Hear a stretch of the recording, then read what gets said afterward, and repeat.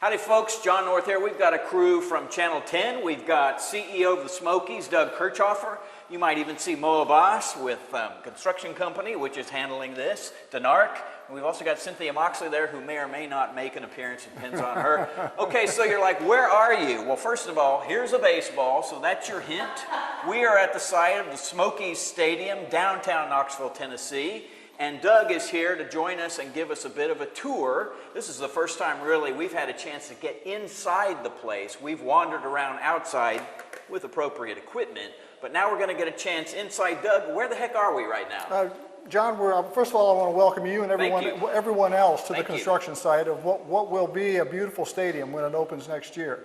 But right now, we're standing in the visitors' locker room, visitors' clubhouse area. We're on the service and field level. We call it the service level because all stadium and team services are on this level. And we refer to it as a field level because it's on the same level as the field itself, which we'll see in a few moments. We're standing in the visitors' locker room. If the cameraman pans around, you can see where the slots will be for lockers for the upcoming season. Yep. And I'll comment that the facilities, the accommodations for our visiting teams are in compliance with Major League Baseball's requirements for minor league teams, and they're a step above what we currently have, which is really nice, and it was state of the art when it was built 25 years ago. Right. But there's a new state and there's a new art that we're reaching out for, and this will definitely qualify for that. A lot of things have changed in the last 25 years since the stadium opened over there in Sevier County and Kodak. This is going to be probably way better than folks are used to. Well, I think it's something that Major League Baseball has decided to focus on. A lot of the changes that were made in minor league baseball that people have heard about over the past few years are coming from a focus on player health and wellness, on really ramping up the player development process to another level. And so all of these facility requirements in many cases are either player health and wellness related, or they're player development related. So that's why we have larger spaces and we can accommodate more people and more different types of baseball staff that both the Smokies and their visiting teams will have on site.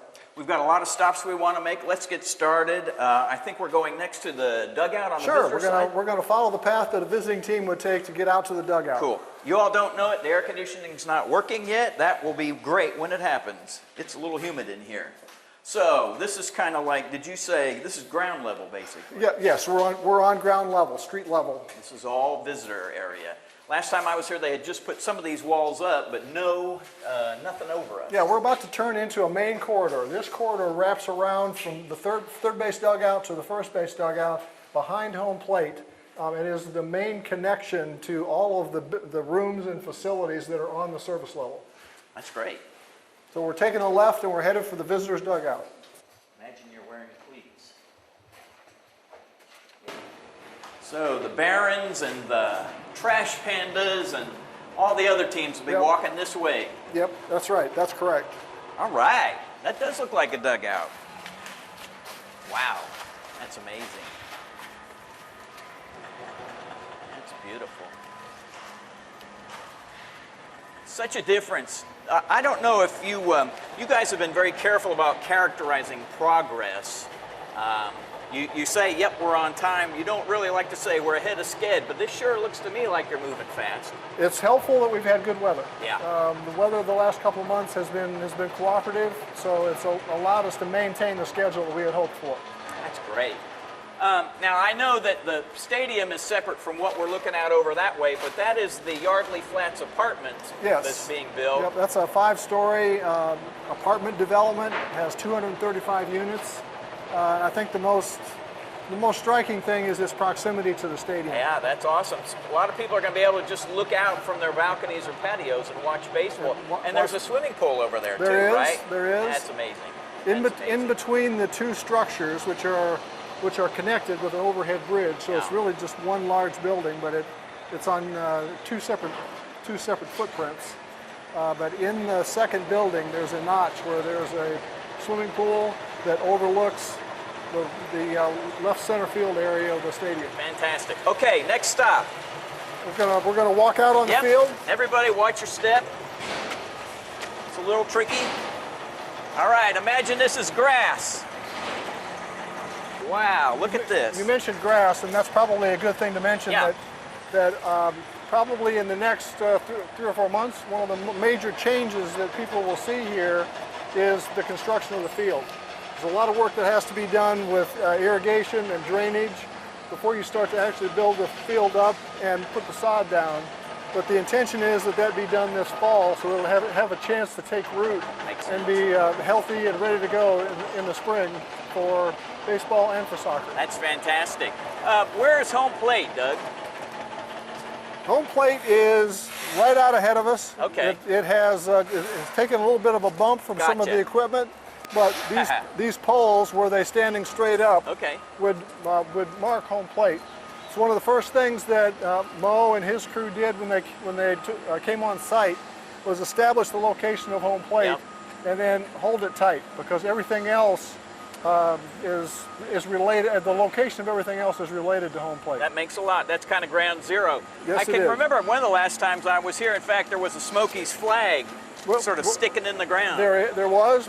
We'll get that put back up. But it has. As you said, there's a lot of activity going on here. I think cameraman Tim is curious. This looks like maybe where we're going to see the retractable pitcher's mound. Either that or we had a meteor strike. Does kind of look that way. Actually, this is the foundation or the base for the retractable mound. Yeah, look at that. That's great. You know what? I honestly didn't realize the footprint would be so big for the retractable mound. Well, I mean, you have to create a big hole to build the structure, and then you'll fill in around it. You can see the circle. Yeah. That's essentially the size of the mound area. Not the exterior of the hole, but the circle where you can see the framing in place. Now, I'm going to ask you an obvious question. The need for the retractable is why?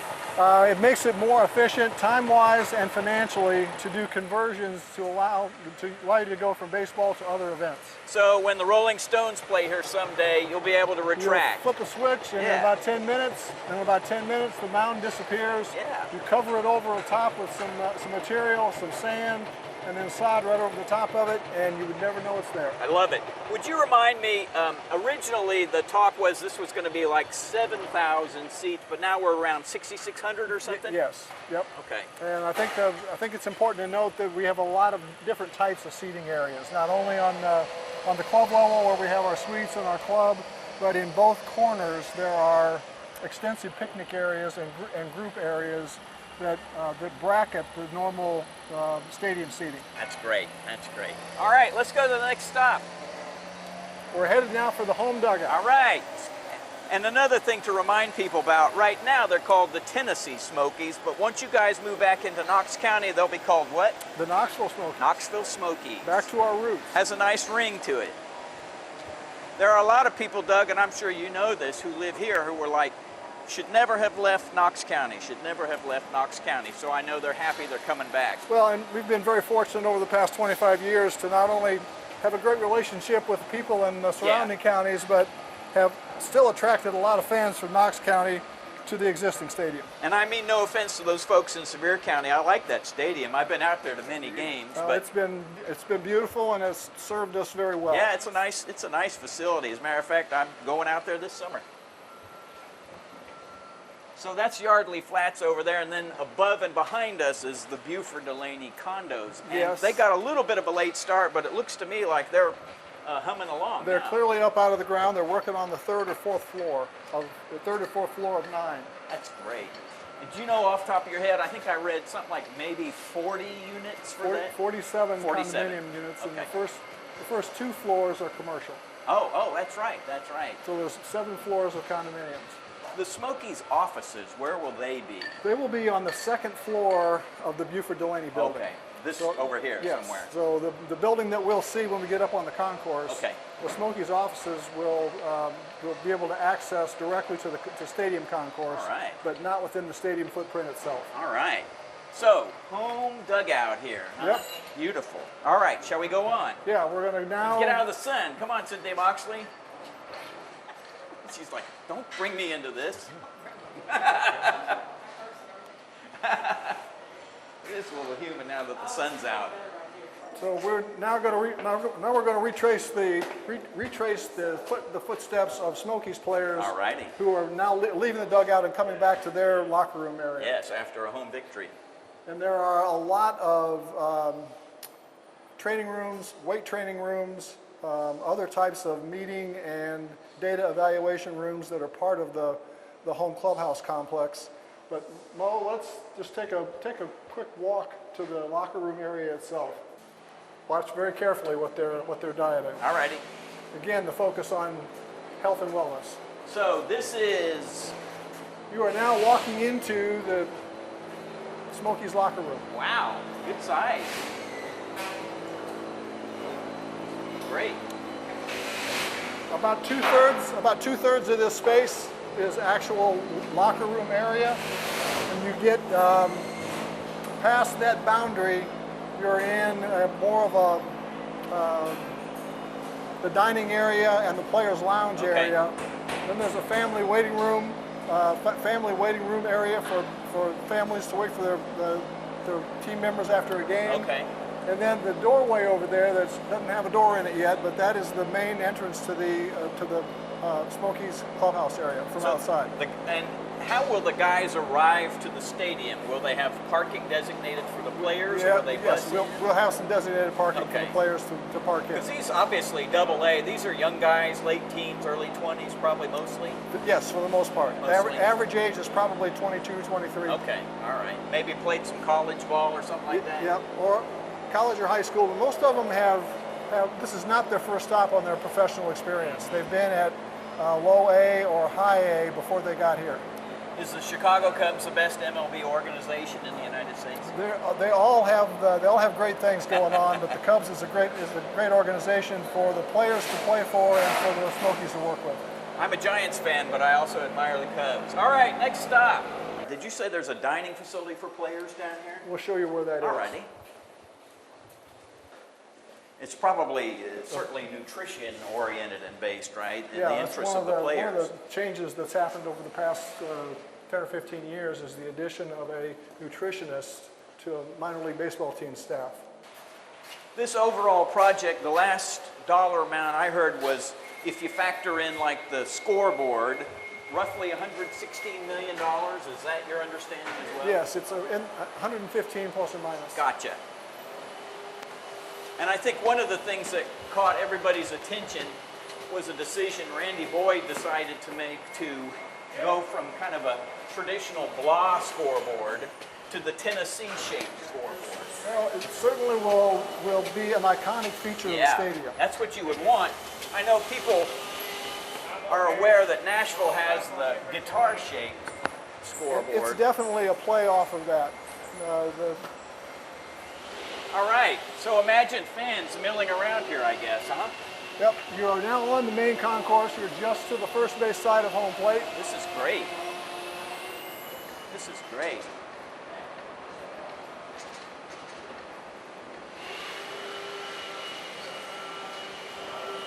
And some of it will be enclosed, I guess, but will this be open? Well, this will be pretty much as you see it. Okay, okay.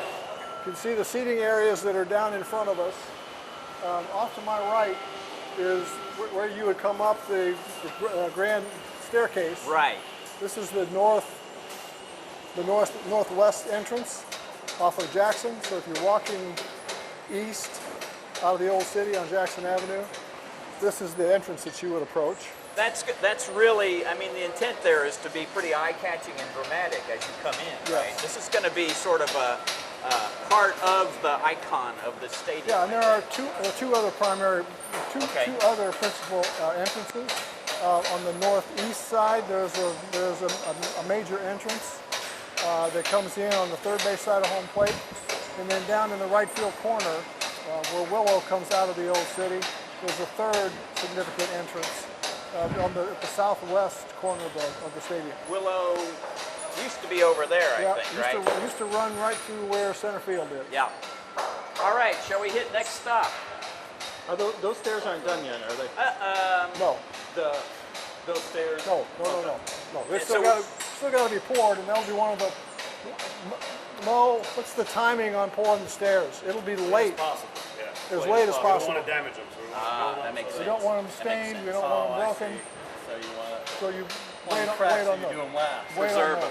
them. Okay, I got you. That's what, commercial, food, gift shop, something like that over there? On either side of home plate, and you're looking at one of them on the first base side, is a building that contains multiple concession stands, men's and women's restrooms, and other stadium services. And there's an identical building on the third base side that again contains food and beverage stands, restrooms, and building services. Then behind home plate, there's a bar and a bar area, and on either side of that congregating area, there are additional concession stands, as well as men's and women's restrooms. And I'm sorry, remind me, will there be some enclosed dining if some people like want to sit in any kind of an enclosed There dining is not. area? There is not an on-site Okay. restaurant. Okay. I think that with our adjacency to the old city and the additional restaurants that are going to be part of the private development that will eventually open, there'll be plenty of restaurant opportunities. We're focusing on being able to serve the stadium crowds as quickly and efficiently as possible. Have you picked all your vendors? Do you know who's going to be coming in We're here? still working on Okay. how to brand these various stands, but the food and beverage, the concession operation is something that Boyd Sports will be handling internally. We'll have some management help, but it's something that the team will be responsible for. And still Thirsty Thursdays? I would imagine that will be it will continue to be a popular promotion. Oh, yeah, it's popular, all right. Yeah. All right, next stop. Mo says up. Up we go. Are we going up the stairs? Cool. Thank you, sir. Go ahead. Tim, you good? Will regular folks who aren't suite ticket holders or what have you, can they come up here, or is there going to be like you got to pass through a point where you can come up here? It will be restricted access Yeah. to the suites and to the club area. On either end of the club level, there are party decks. There are group sales areas. Cool. Each of them hold over 100 people, so there will be plenty of opportunity for access to the suite level through the use of those party decks. Before we started filming, we talked a little about the suites. How many suites are we talking? There are a total of 13 suites. 13. They're all the same size. We'll go out and take a look at the front of the suites Okay. and talk a little bit about the seating configuration. Okay, let's do it. Sure. Oh yeah, press box. I'll tell you what, that fan feels good.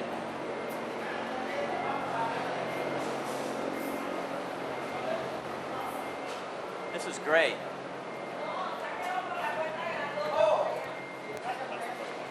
This right here?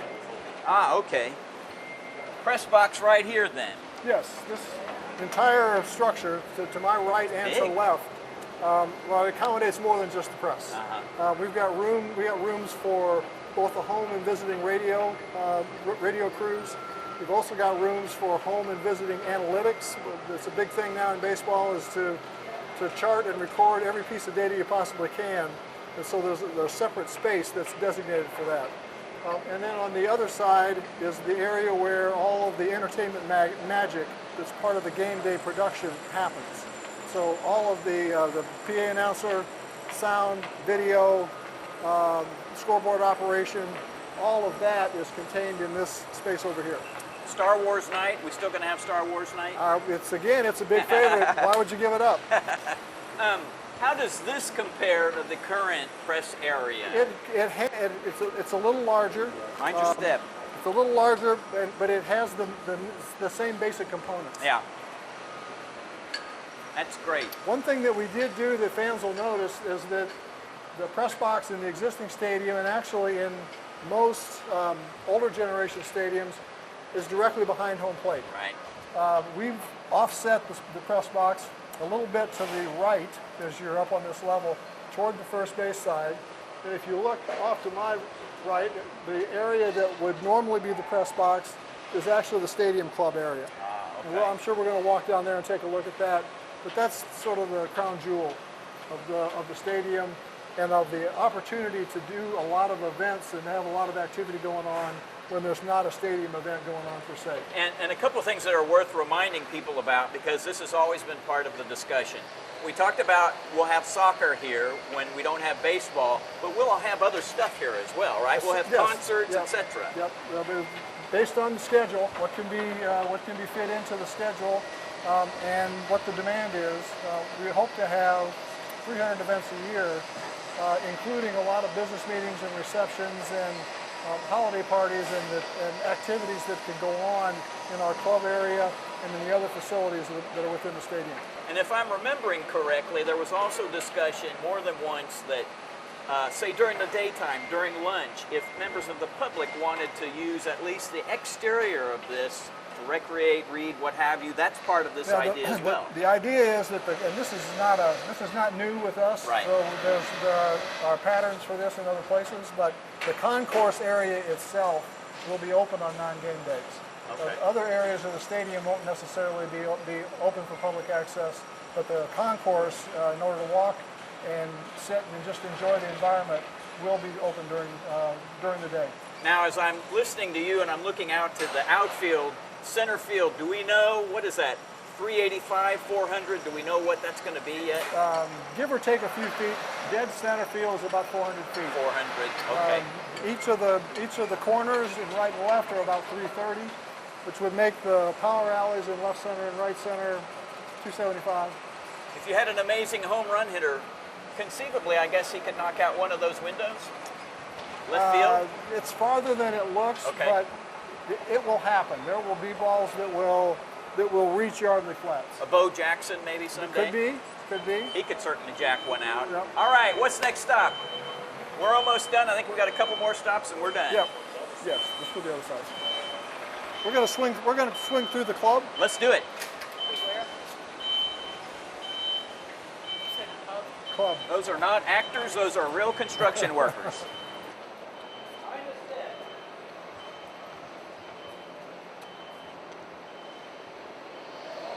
And we should mention, Doug, that Randy Boyd and/or you all have quietly put together sort of purchasing the pieces of real estate that have gone into this site, right? That was done, Certainly, I don't know, 5-6 years ago or something? Randy did, started accumulating the properties almost 10 years ago now. Yeah.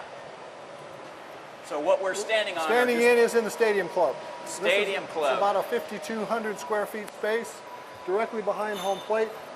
You can see where the glass will be that will Yep. separate the interior Yep. area of the club with the exterior. In front of the club, there are 3 rows of stadium seats, padded stadium seats, about 120 seats that are outside. The capacity of the club is probably twice that with inside space. And there's also an area between the glass and where the 3 rows of seats are, where it's kind of a patio area. And we'll follow up on that when we go down and look at some of the other suites on the other side. And we'll talk about the seating configuration in the suites. Now, one of the things that's been bigger in baseball and other athletic events these days is you sit at your seat, you text somebody, you put an order together, and then you get service at your seat. Are you all going to have that here? We're intending to. Yeah, that's that's the goal. a technological improvement and advance that we're hoping to take advantage of. Sure. And lastly, who will have access to this? This will be a membership area. Okay. And also on non-game days, it'll be available for receptions, business meetings, parties, and that type of Can thing. be booked. Yes, exactly. One more stop? Yep, one more.